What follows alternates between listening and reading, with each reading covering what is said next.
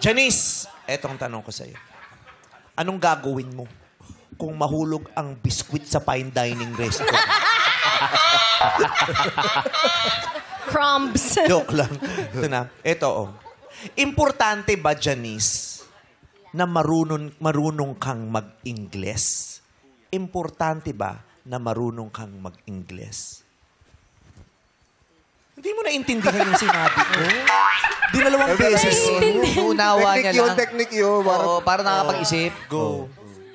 Importante bang marunong kang mag-English? Nabasa niyo na, nabasa niyo na. Importante bang mabilis kang makaunawa? Nabasa na eh. Oh, mas maganda rin yung naiintindihan Yeah, niya. yeah. Go. Thank you po. Ingat.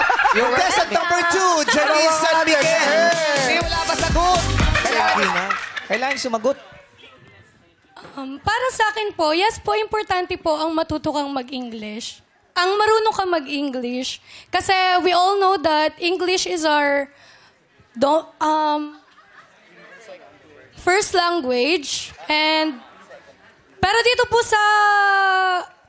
sa Pilipinas, kahit magtagalog ka na lang po. Dahil sabi nga po ni Marian Rivera, kung ang basyan ng pagiging matalino ay ang pag-i-English, ayoko na pong maging matalino.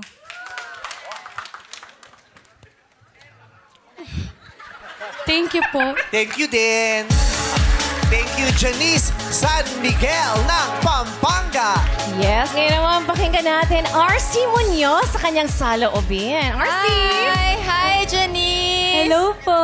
Yes, I love that you're so cute. You're sexy and very charming. At hindi kita masisisi kung crush mo si Meme Vice.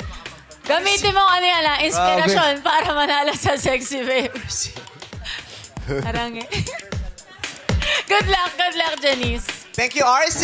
Yes, maraming salamat RC at sa ating sexy babe number 2, Janice San Miguel.